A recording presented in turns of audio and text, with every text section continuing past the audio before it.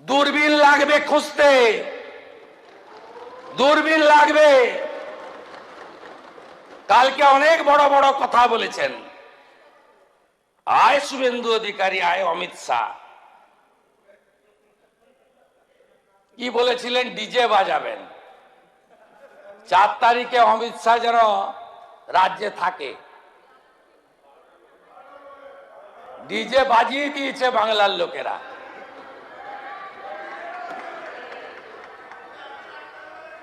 এই সরকার ভদ্র আছে বলে না, এখনো এরকম প্যান্টের পকেটে হাত ঢুকিয়ে ওই হিরো কায়দায় 2000 লোকের সামনে হাত নাড়তে নাড়তে আপনাকে আমি বলে গেলাম, ওই ছোড়াকে, প্রতিষ্ঠিত চোর, ওকে আমি বলে গেলাম, ভিতরে থাকবেন কি বাইরে থাকবেন ভবিষ্যৎ বলবে। যেখানেই থাকুন ডায়মন্ড হারবারে লড়ুন। 40% মুসলিম ভোট আছে, তারপরেও আপনাকে যত ভোটে জিতেছেন তত ভোটে যদি হারাতে না পারি, মিলিয়ে নেবেন আপনি। আপনার অবস্থা ওই সকল পুষ্পার থেকেও খারাপ হবে। আরেকজন বলছেন আমি ফিরে আসব, সবাই গদ্দার, সব চোরেরা নাকি চলে গেছে ওদিকে। সমর মুখার্জি চোর, বিপ্লব মিত্র চোর, গোলাম রব্বানি চোর, সব লোক এখানে ওদিকে যারা নাকি আপনারা গেছেন সব চোর। আপনি ভাবতে পারেন কি রুচি, কি রুচি, যে সমস্ত ভাষা। আরে আপনি এত বড় নেত্রী, 2014 সালে ভারতীয় জনতা পার্টির বিরাট এমপি এমএলএ ছিল না। সেদিন তথাগত রায় দাঁড়িয়েছিল দক্ষিণ কলকাতায়। আপনার মিত্র ইনস্টিটিউশন নিজের বুথে আপনি হেরেছেন সেই দিন 14 সালে। আর এবারে মিত্র ইনস্টিটিউশনের 4টে বুথেই হেরেছেন আমার কাছে। পাশের বাড়ির লোক ভোট দেয় না, বাড়িতে কাজ করার লোকরাও চোখ মারে। আমি ভোটের লাইনে গেছিলাম, বলছে ভোট আপনাকেই দিচ্ছি। ফুটানি ইন্টারন্যাশনাল লিডার এখান থেকে বলেছিল 22 ফেব্রুয়ারিতে, বলছে নিজের ওয়ার্ড জিততে পারে না। আমাকে বলেছিল এইখান থেকে দাঁড়িয়ে, নিজের ওয়ার্ড জিততে পারে না। ভগবানের এমন মার, মিত্র ইনস্টিটিউশনে 4টে বুথে হারা, 73 নম্বর ওয়ার্ডে, নিজের ওয়ার্ডে 4000 ভোটে হারা। আপনি নাকি মাস লিডার। একটা সময় ছিলেন যখন অটলজি আপনাকে আশীর্বাদ করেছিল, তারপরে আপনি আর নেই। আপনি দুটো পিলারের উপর দাঁড়িয়েছিলেন, একটা পুলিশ আর একটা প্যাক। দুটো পিলারই আপনার কাছে আর নেই, আপনার আর কোনো ভবিষ্যৎ নেই। যত মুখ বন্ধ রাখবেন ততই আপনার মঙ্গল, যত মুখ খুলবেন ততই এই রাজ্যের ক্ষেত্রে অশনি সংকেত।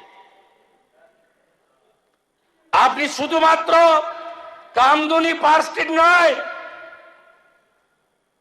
আপনি যেভাবে রাজ্যে সাম্প্রদায়িক দাঙ্গা লাগিয়েছেন, আপনাকে সনাতনীরা কোনোদিন ক্ষমা করবে না। কোন মৌলানা, কোন ইমাম এই ভাষায় কথা বলে না। আপনি এইখানে দাঁড়িয়ে বলেছেন ওটা মহাকুম্ভ নয়, মৃত্যু কুম্ভ। এইখানটাকে দাঁড়িয়ে বলেছেন। 2024-22 জানুয়ারি রাম মন্দিরের উদ্ঘাটন সুপ্রিম কোর্টের নির্দেশে। কোন মুখ্যমন্ত্রী মিছিল করেনি। আপনি মিছিল করেছেন, বেছে নিয়েছেন পার্ক সার্কাস। রাম মন্দির মানছি না, মানব না। আর রাম ভক্তরাও আপনাকে বলে দিয়েছে আপনি থাকছেন না, থাকবেন না।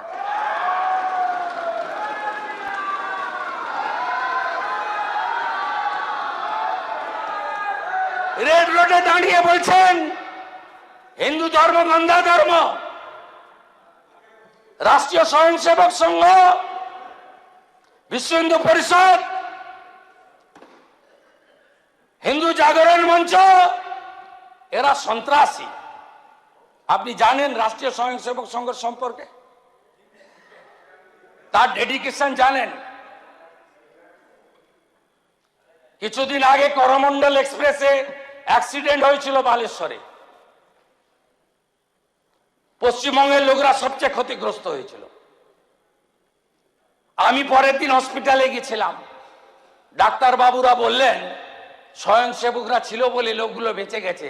665 বোতল রক্ত দিয়ে গেছে। আপনার কাছ থেকে সার্টিফিকেট নিতে হবে। আপনি যা যা করেছেন তার হিসাব জনগণ নিয়েছে। আপনি সরস্বতী শিশু বিদ্যা মন্দির বন্ধ করতে গেছিলেন কেন? প্রার্থনায় বন্দে মাতরম গায় বলে। কোনদিন আসতে পারবেন না। কোন রাষ্ট্রবাদী দেশপ্রেমিক আপনাকে আনবে না। আর ভোটের সময় কি বললেন? কোন মুসলিম নেতা বলেনি, নৌসাদ সিদ্দিকী বলেনি। কে বলেছে? কি বলেছে? যে আমি আছি বলে না, তোমরা আছো। আমি যদি না থাকতাম একটা কমিউনিটি 1 সেকেন্ডে শেষ করে দিত। এরপরে আপনি আশা করেন কি করে? আপনাকে ফিরতে দেবে না অতীত। অতীত আপনি যা খুশি করতে পারেন। আইন ভাঙলে আপনিও আইনের ঊর্ধ্বে নন। আমি পুলিশকে বলবো মমতাপন্থী তৃণমূলের আসল থাকবে না নকল হবে, ইলেকশন কমিশন জানে। জোড়া ফুলি ওদের কাছে থাকবে না আবার সরষা ফুল আঁকতে হবে আমি জানি না। এটা ইলেকশন কমিশন বলবে।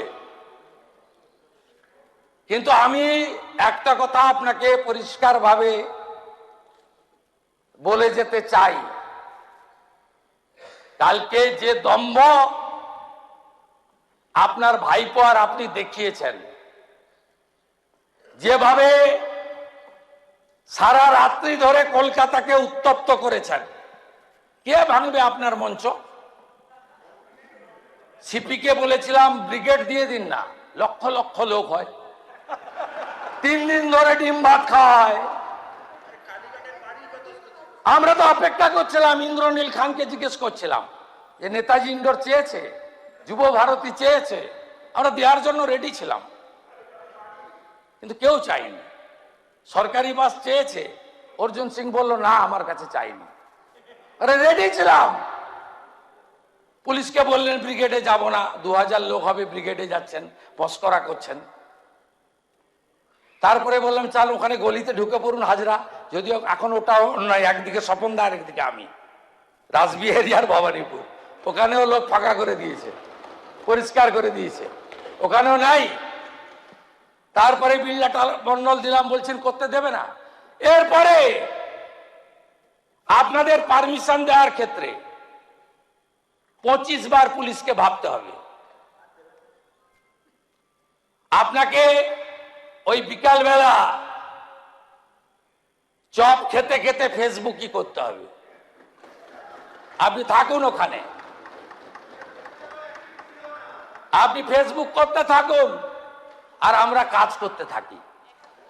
স্মার্ট পুলিশিং হবে, এই রাজ্য ভালো থাকবে। আর पहाड़ জন্য আমাদের প্রচুর पहाड़ का जो हमारी नमन राय जी बताया, ये सरकार पहाड़ के लिए काम करना शुरू कर दिया।